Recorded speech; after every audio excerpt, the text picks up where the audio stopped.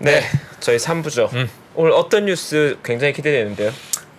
오늘은 너무 좀 사심이 좀 들어갔나 이런 생각이 좀 들기도 하고. 네. 그리고 이제 블랙락에 대한 어떤 관점. 음.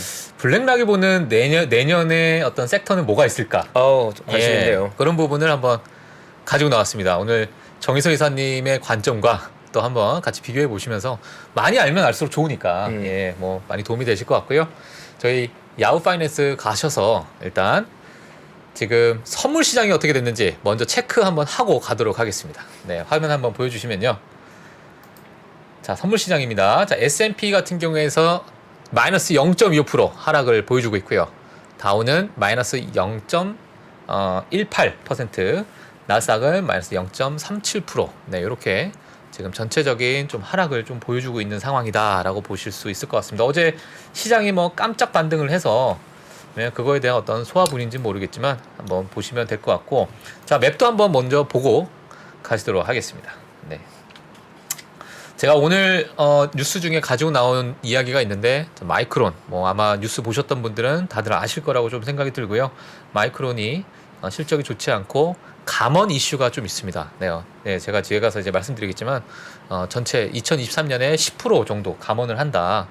이런 이야기가 나오면서 하락을 보여주고 있는 그런 상황인데, 이게 지금 전체 반도체 섹터로 또 번질지가 사실 오늘 큰 관건이거든요. 그렇기 때문에 오늘 시장은 이 부분이 가장 큰 이슈가 되지 않을까, 이렇게 생각이 들고 있고요. 넷플릭스가 오늘 많은 이야기가 나왔죠. 넷플릭스. 맞습니다. 1%대의 상승, 프리마켓 상승을 보여주고 있고, 테슬라도 0.26% 상승하고 있는 모습 볼 수 있을 것 같습니다. 그 외에는 뭐 조금씩 빠지는 모습에 이제 에너지가 올라가면 기분이 나빠요.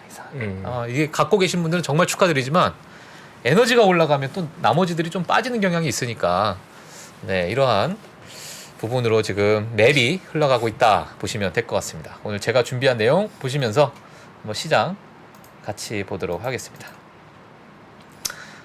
제가 오늘 사실 제가 그런 게 있어요. 자료 준비할 때 시장을 좀 표현하는 하나의 그림을 좀 갖고 나오는 건 재밌을 것 같다 해서 오늘 가지고 나왔는데, 한번 같이 보도록 하겠습니다. 진짜 뭔지 모르겠죠, 이 그림. 뭔지 모르겠다. 난해합니다. 난해하죠. 줄이 뭐 차트인 것 같기도 하고, 뭐 서커스를 부리는 것 같기도 하고. 자, 지금의 시장입니다. 정말 난해한 시장.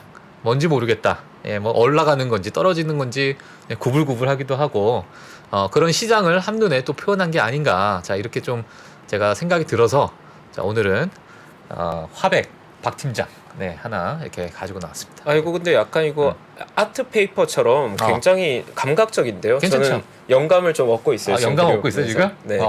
지금 보니까 다양한 지금 저 그림이 거꾸로 매달린 사람은 약간 인바디 쇼 배팅한 사람처럼 보여지고, 저 아래 좀 누워 있는 친구, 저 친구는 약간 이 친구 그냥 바이앤홀딩 그냥 보통 버티는 친구들. 네.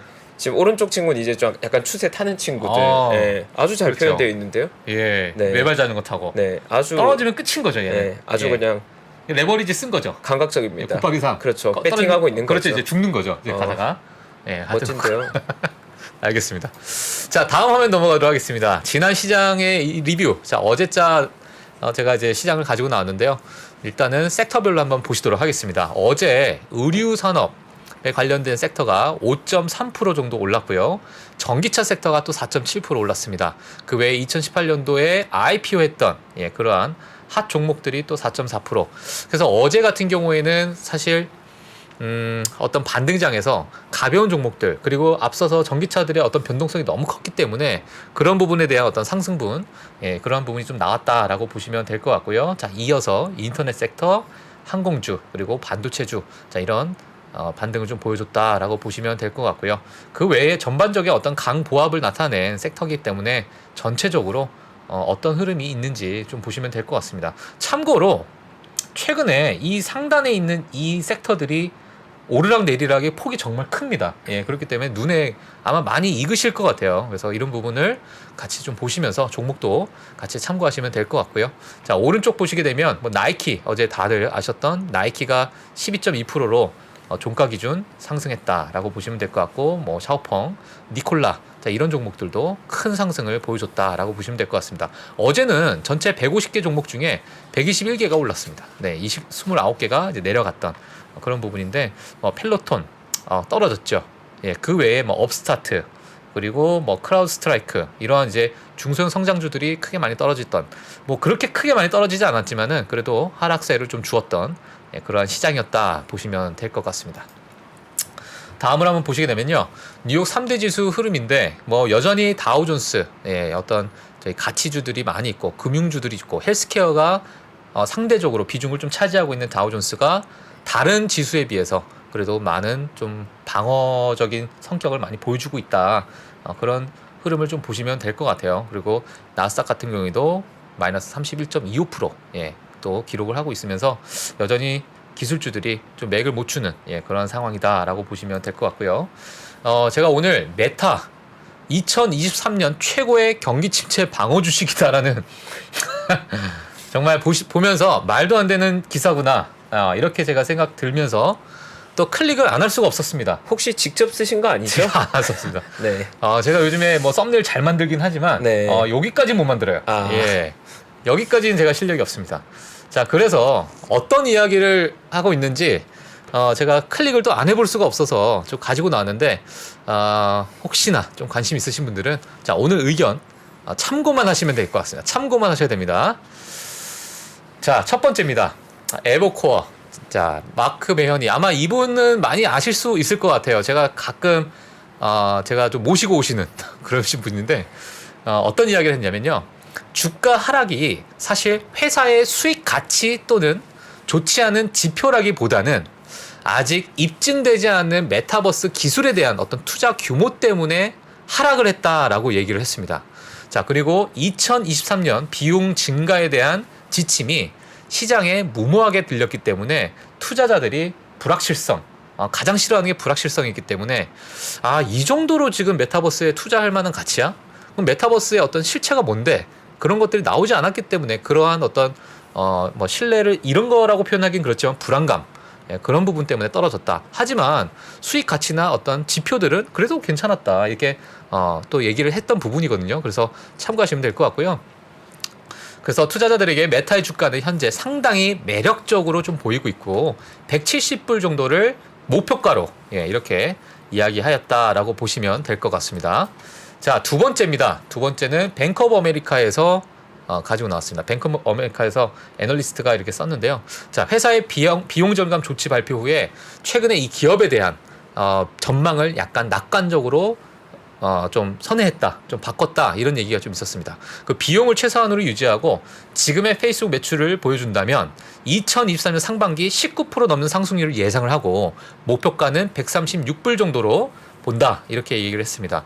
그렇기 때문에 비용 절감을 했던 이런 상황에서 지금의 어떠한 매출을 계속 유지하는 조건 하에 경기 침체가 온다면 메타는 지금에 있는 가격대 괜찮다.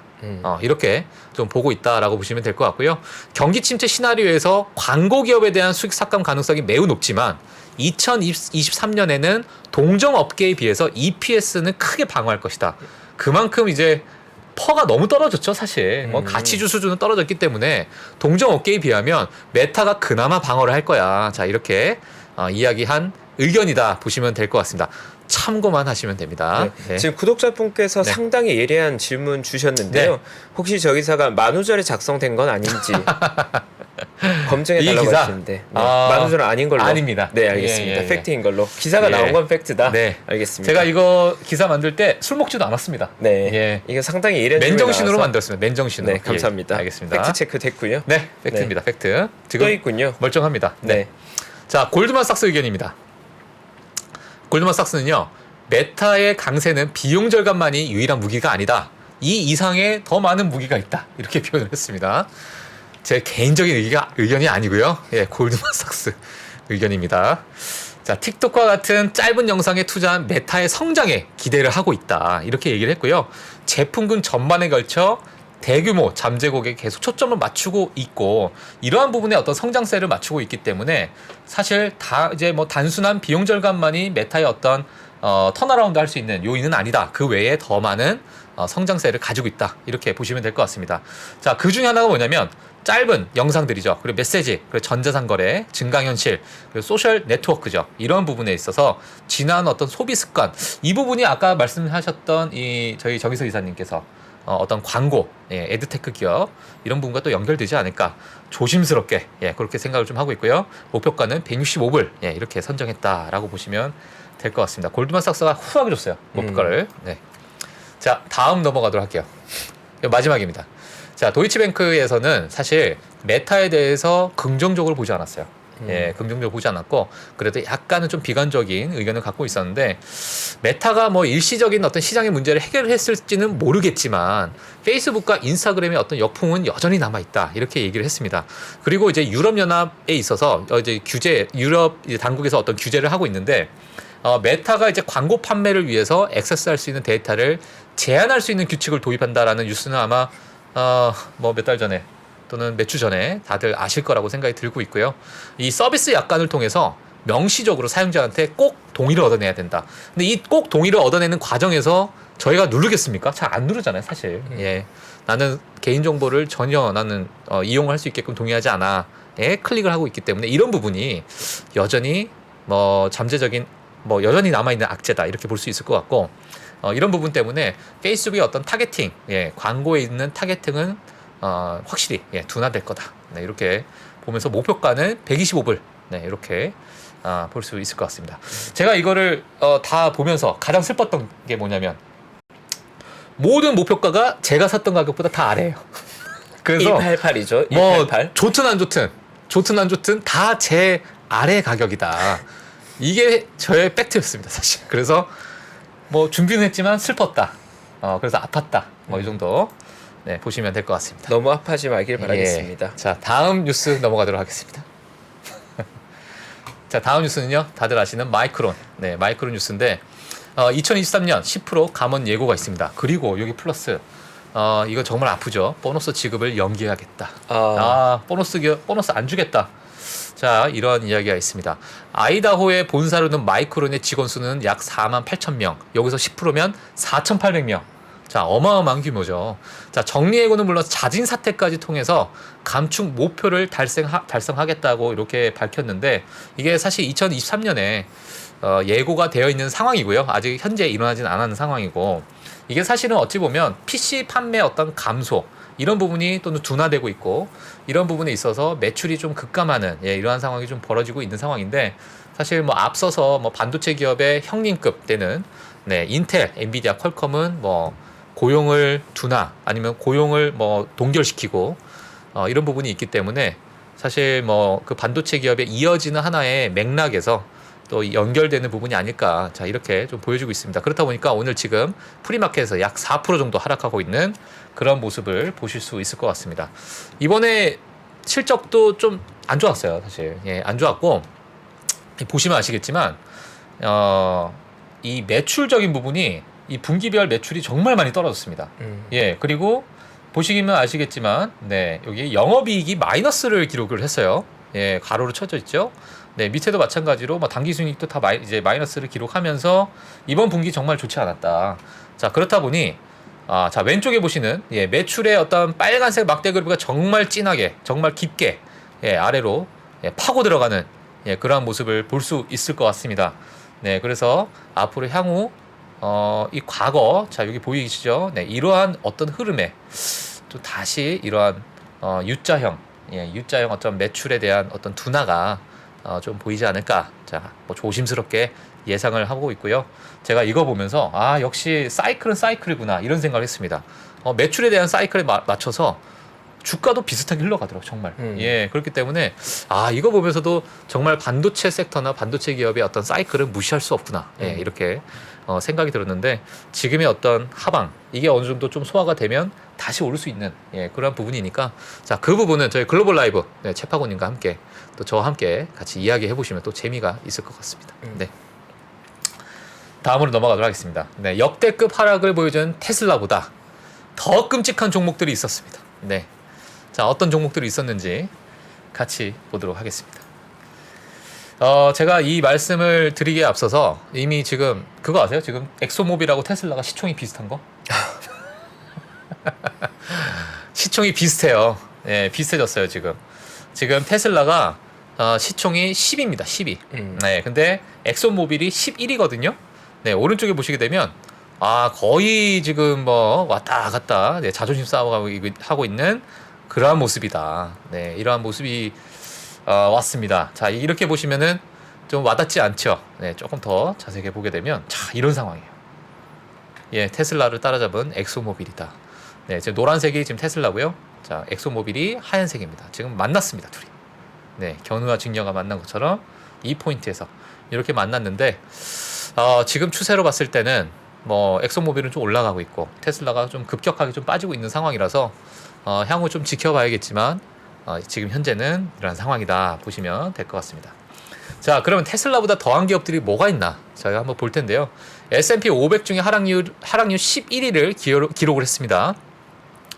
자, 일론 머스크가 이런 얘기를 했죠. 금리 인상으로 인해 투자자들은 주식시장에서 현금을 빼고 이 현금을 은행으로 옮길 것이다.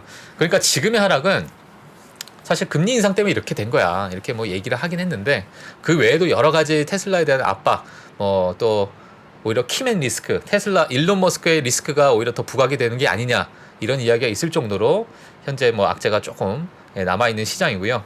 시가총액 감소액으로는 S&P 500 기업 중에 저는 1위라고 생각했거든요. 근데 4위를 기록했어요. 예, 그 위에 이제 3개의 기업이 더 있다는 얘기입니다. 예, 그만큼 물론 뭐 4위도 정말 어마어마한 뭐 기록이지만 그만큼 이제 다른 기업들도 좋지 않은 기업이 있었다. 이렇게 보시면 될 것 같습니다. 자, 이게 보시게 되면 보실 텐데 아마존이 805빌리언 달러 기록을 했습니다. 이번에 하락을 하면서 자, 애플 같은 경우에는 753빌리언 달러를 기록했고요. 마이크로소프트가 700빌리언 달러. 그 다음에 테슬라입니다. 그만큼 요 위에 물론 이제 빅테크 기업들의 하락폭, 물론 시총이 너무 크다 보니까 이런 조그만 하락에도 큰 비용을 또 날려버린 이러한 기업이지만 역시 많은 기업들이 이렇게 큰 비용을 날렸다라고 보시면 될 것 같고요. 물론 낙폭은 테슬라가 압도적인 많은 61% 기록을 했습니다. 메타 플랫폼스가 64% 여전히 활약을 하고 있는 메타 플랫폼스입니다. 그래서 이렇게 보시면 될 것 같고요. 지나친 하락이 이렇게 나오다 보니까 지금 또다시 바닥론이 또 솔솔 나오고 있습니다. 예. 자, 이 표를 좀 가지고 나왔는데요. 자, 매수 의견 91표를 기록하고 있는 아마존입니다. 너무 많이 빠지다 보니까 참 이거 지금쯤은 사야 돼. 지금쯤은 좀 사도 돼. 이런 의견이 계속 쌓이다 보니까 91%가 돼버렸어요. 네, 그런 것 같고요. 자, 그 다음에 목표가 대비 상승 여력은 58%, 현재 PER이 49.3입니다. 여전히 높은 PER을 보여주고 있고, 지난 어떤 고점 PER을 보게 되면 64.9%를 기록했더라. 자, 이렇게 비교하시면서 지금 어느 정도 빠졌는지를 비교하시면 될 것 같습니다. 그 다음 기업으로는 애플입니다. 애플은 74%, 그리고 마이크로소프트는 매수 의견이 91%, 테슬라는 63%, 메타는 63%, 엔비디아 68%. 자, 이러한 이제 매수 의견을 보여주고 있고요. 목표가 대비 상승 여력. 목표가가 그만큼 얼만큼 위에 있느냐. 이걸 이제 표현한 거겠죠. 테슬라가 98%입니다. 물론 평균입니다. 평균 목표가. 그리고 메타 플랫폼스 24%. 이거 너무 저조하지 않습니까, 이거? 자, 그 다음에 오른쪽 보시게 되면, PER이 고점에 있었던 PER 대비 얼마나 많이 빠졌는지, 한 번씩 체크하시면 될 것 같고요. 물론 뭐 12개월 포워드 PER인지, 현재 PER인지 그 부분은 조금씩 수치가 다르기 때문에, 그 부분은 뭐 각자 참고하셔서 보시면 될 것 같습니다. 그래서 이러한 표를 전체적으로 좀 보시면서 혹시 관심 있으신 종목이 있으시면 이런 수치 비교해 가시면서 차트도 한번 보시면 도움 될 것 같고요. 네, 자, 그래서 제가 2023년 블랙락 지금이 저점일까라는 제가 기사를 준비를 했어요. 사실 어제자 기사인데 제가 어제 나올 뻔하다가 못 나왔거든요. 예, 그래서 어제 제가 준비했던 것을 복습하는 차원에서 가지고 나왔습니다. 자, 왼쪽을 한번 보실게요. 자, 왼쪽을 보시게 되면 S&P PER입니다. S&P PER이고, 자, 여기 보시게 되면 평균 수익률. 자, 1년, 3년, 자, 5년입니다. 네, 이제 표가 대충 이해가 되셨죠? 자, 이 부분은 25배. 그러니까 S&P 500의 PER이 25배 이상일 때, 그리고 이 중간은 15배에서 25배 사이일 때, 그리고 제일 밑에는 15배 이하일 때 그때 동안에 1년을 가지고 있으면 어떤 수익률을 보여줬고 3년일 때, 5년일 때 자, 그런 수익률을 이렇게 나타낸 평균 수치를 계산해서 나온 블랙락 자료입니다. 네. 자, 그래서 오른쪽을 한번 보시게 되면 11월 30일 기준으로 S&P 500의 PER은 19.7배입니다. 물론 지금이 조금 더 내려갔을 거로 좀 보여지고 있는데요. 19.7배니까 지금 현재 이 중간 단계가 되겠죠. 이 중간 단계. 네, 그래서 이 중간 단계 1년 평균 수익률이 11%를 기록했더라. 그러니까 지금 이 S&P 500의 PER이 왔을 때 지수를 만약에 사게 된다면 11%, 11년을 가지고 있을 때 그 정도의 수익률을 주더라. 자, 이렇게 어떤 평균적인 계산을 좀 해서 왔습니다. 자, 가벼운 경기 침체 가능성은 예상을 하고 있지만 바닥이든 아니든 장기적 투자자는 오늘날 괜찮은 진입점에 있는 것은 사실이다. 경기 침체를 통해 더 큰 회복력을 제공할 수 있는 저평가되어 있는 좋은 기업을 가지고 갈 때다라고 블랙록의 주식 최고 투자 책임자가 이런 얘기를 했습니다. 다시 한번 표를 한번 보여주시면요. 혹시나 뭐 경기 침체가 와서 정말 15배 이하로 갈지 안 갈지는 뭐 어느 누구도 모르겠지만, 네, 뭐 두 자릿수 뭐 하락이 2023년에 올 것이다. 경기 침체가 깊어질 것이다. 그 추가 20%도 하락할 것이다. 여러 이제 월가의 의견이 있잖아요.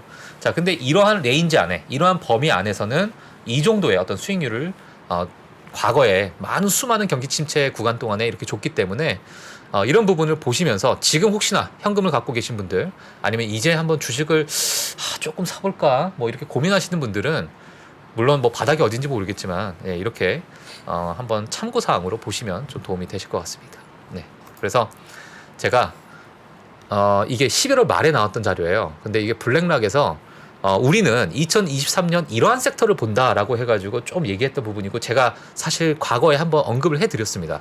근데 제가 앞에서 앞에 나왔던 이 S&P 500의 이 PER을 딱 보면서 그럼 블랙락은 도대체 어떤 섹터를 가장 강하게 봤을까 이게 다시 궁금했어요.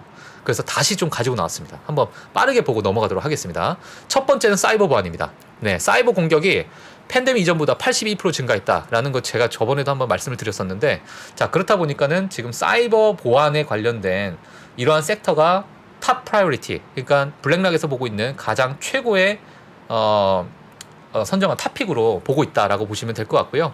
사이버 공격에 들어가는 경제적 비용이요 10조 5천억 달러가 된다고 합니다. 그만큼 이 부분은 경기 침체가 오든 아니든 우리는 무조건 우리가 막아야 될 부분이고 우리가 그만큼 지켜야 될 어떤 회사의 기밀 사항이 너무너무 많기 때문에, 그리고 이런 공격이 너무 잦아지고 있고요.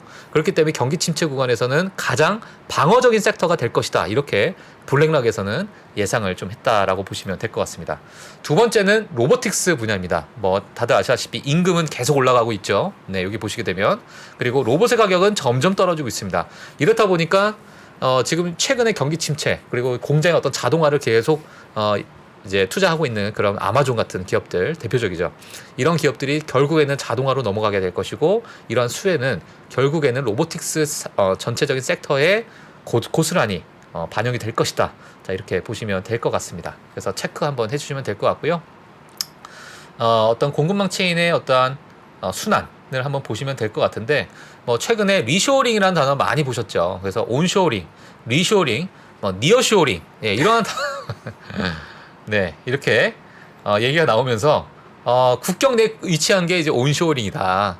네, 리쇼어링은 그 나라 안으로 들어가는 것이고, 니어쇼어링은 인근 국가다. 이렇게 보시면 될 것 같습니다. 근데 이러한 많은 미국 주변이겠죠. 미국 주변에 있는 이러한 산업군들이 크게 증가하고 있는 모습이다.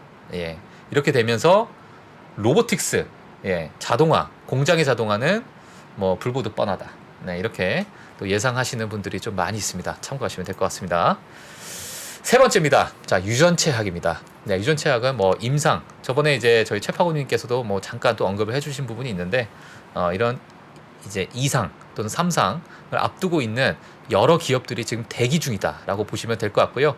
자, 이런 부분에 있어서 유전자 치료법은 2022년에 두 배가 넘는 승인을 앞두고 있고, 희귀질병 신약은 상당한 수익을 창출할 그런 부분이 될 수 있다. 그런 부분을 좀 예상하고 있다라고 볼 수 있을 것 같습니다. 좀 예를 들어가지고 혈우병이 있어요. 근데 예전에 그냥 혈우병을 낫는 그런 신약이다라고 했는데, 이게 또 두 가지 치료법이 있고, 이런 9개 이상의 어떤 다른 치료법들이 또 대기를 하고 있고, 그러니까 다양한 어떤 방법으로 치료할 수 있는 것들이 대기를 하고 있다 보니까 승인을 그렇다 보니 이런 이제 기업들의 파이프라인이 점점 많아지고 이게 수익으로 또 직결될 수 있는 그러한 산업군이다, 이렇게 또 이야기를 했습니다.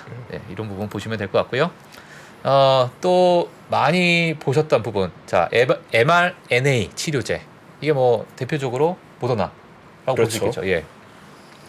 그래서 우리 면역 체계를 자극하는 mRNA 치료제입니다. 뭐 최근 많이 보셨겠지만 수십 년간의 R&D 결실이 이제 나올 때가 됐다. 자, 왼쪽에 어떤 차트를 보시게 되면 네, 이만큼 많이 성장했던 그러한 어떤 증가세를 보시면 될 것 같고요.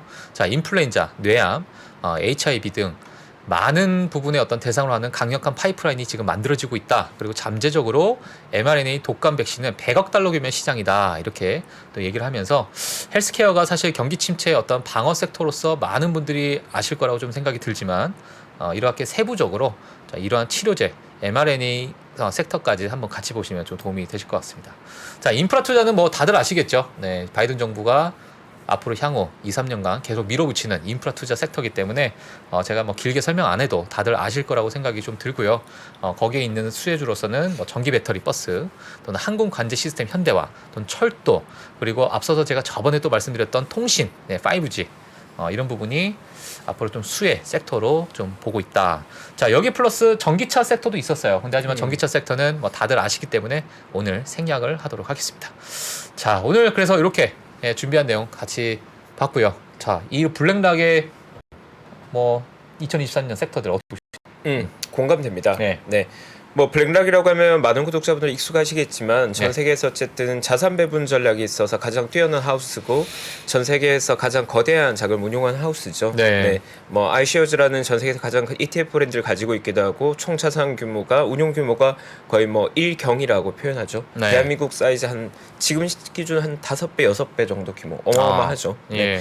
뭐 사실 이제 그런 고민들이 많이 있는 것 같아요. 지금 연말에 시장이 많이 빠져 있는데 지금이 사야 되느냐 말아야 되느냐에 대한 고민들 다들 똑같이 하고 있는 것 같고요. 그러니까요. 블랙락의 입장은 이제 지금 정도면 뭐 베스트라고 말할 수는 없지만 네. 사기 나쁘지 않은 정도 같다 의견을 준 것 같은데 네. 뭐 그게 저는 그냥 리즈너블한 것 같아요. 네. 뭐 아주 인사이트 있는 의견이다 이렇게 말할 수는 없겠지만 네. 정석적인 대응이 아닐까. 정석적인 대응이다. 정석적인 대응이다. 저는 오늘 정희석 이사님이 알려주신 부분이 음. 내심 좀 땡겼습니다. 어. 훨씬 네. 얘보다 끌렸군요. 네, 더 끌렸어요. 네. 예. 그래서 뭐 그러면 저도 한번 에드테크 기업을 한번 좀 봐야 되지 않을까 이런 생각이 좀 듭니다. 네, 자 오늘 또 목요일 글로벌 라이브 뭐 시간이 지금 36분 이렇게 됐는데 테슬라 뭐 어떻게 봐야 될까요? 네. 마지막으로 한마디 해주시죠. 일단 변동성이 많이 커져 네. 있는 상황이고요. 변동성이 많이 커져 있고 다만 이제 우리가 보통 투자 의사 결정을 할 때 성장주의 특징은 기본적으로 변동성이 큰 편이고 결국은 그 기업이 성장 가능한 지속 가능한가 그리고 성장의 속도가 얼마나 나오는가 거기에 비해서 가격이 합리적인가를 보는 건데 예. 사실 아까 전 자료에 포워드 멀티플 기준으로 25배잖아요. 네. 제가 느끼기에는 비싸다고 느껴지지는 않는 것 같아요. 네, 비싸다고 느껴지진 않고 예. 성장이 지속 가능한가 있어도 저는 성장의 지속 가능성이 높은 기업이라고 저는 보고 있습니다. 네. 그래서 저 개인적인 의견은 당연히 저는 비중 확대로 대응하는 게 맞다고 저는 개인적으로 생각하고 있습니다. 네. 추천의 의미는 아니고요. 네. 저 의견을 물어보신다면 저는 비중 확대로 대응하고 있습니다. 네, 알겠습니다. 자, 오늘 목요일 글로벌 라이브 이렇게 3부까지 마무리하도록 하겠고요. 실업수당 청구건수. 네. 저 부분도 저희가 언급을 한번 해드려야 될 것 같은데. 10시 반에 아마 새롭게 발표된 것 같고요. 예. 네. 잠시만요. 저희가 한번 보도록 하겠습니다. 예. 맵도 한번 같이 한번 볼까요? 네, 지금 보시죠. 다시. 좀 선물 시장이 좀 빠지고 있는 모습이네요. 지금 현재. 네, 좀 빠지고 있는 모습이고.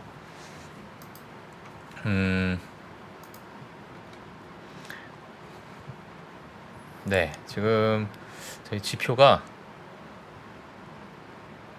빠르게 볼 수 있는 지표가 아직 여기서 업데이트가 컨센이 22만 2천 건이었고 네. 실제 나온 게 21만 6천 건이네요. 네. 이전 값보다는 조금 높게 나왔고 컨센보다는 약간 낮게 나왔습니다.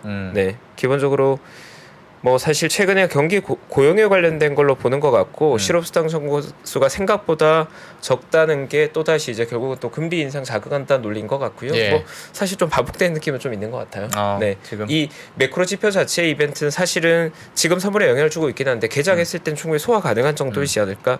예측값과 실제값이 그렇게 뭐 쇼크 날 정도까지는 아닌 것 같아요. 네. 이전 값에 비해서 약간 늘어났는데 시장의 컨센보다는 다소 적다 보니까 실업수당 청구 건수가 예상보다 작단 말은 결국은 또 금리 인상에 대한 자신감이 강해지는 거니까 예. 시장은 그렇게 해석하고 있는 것 같습니다. 네. 실제로 그러한지는 저는 좀 퀘스천. 그러니까 너무 위축될 악재는 아니다라고 저는 생각합니다. 알겠습니다. 그리고 확실한 건 매크로 이벤트의 영향력이 상반기에 비해서는 점진적으로 줄어들고 있습니다. 네. 그래서 점점 더 올해 시장보다 내년 시장에서는 매크로 지표를 볼 때 키 인덱스 몇 가지만 보면 될 것 같고요. 네. 매크로 지표가 1년에 발표되는 게 건수가 굉장히 많습니다. 예를 들어서 뭐 CPI, 뭐 PC, 근원 물가 지수에 뭐 실업 고용에 뭐 비농업 뭐 이렇게까지 하면 1년에 아마 뭐 거의 100개 정도의 매크로 지표를 체크하셔야 될 텐데 저는 그렇게 대응하는 상당히 난이도가 있지 않을까. 난이도가 있다. 네, 저는 만약에 딱 하나만 본다고 하면 당연히 CPI 하나만 올리원만 저는 볼 것 같습니다. CPI. CPI가 키가 될 것 같습니다. 네. 매크로 지표 본다면.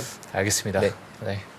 자, 오늘 실업수당까지 뭐 간단하게 또 이제 최파고님께서 알려주셨고요.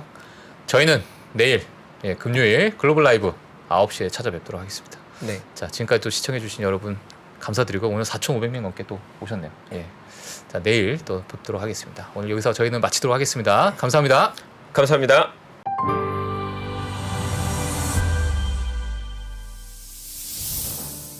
주식 투자자 여러분, 바로 지금 더 늦기 전에 준비하셔야 됩니다. 2023년이 코앞으로 다가온 지금, 1분 1초가 아까운 지금, 그래서 망설이지 말고 시작해야 하는 지금, 아직 늦지 않았습니다. 반도체, 2차 전지, 인터넷부터 자동차, 바이오까지 2022년에 놓쳤던 투자 흐름을 한 번에 따라잡고 2023년의 기회를 이번엔 절대 놓치지 마세요. 3프로TV 2023 베스트 투자 전략 12월 31일 다시 없을 혜택이 종료됩니다.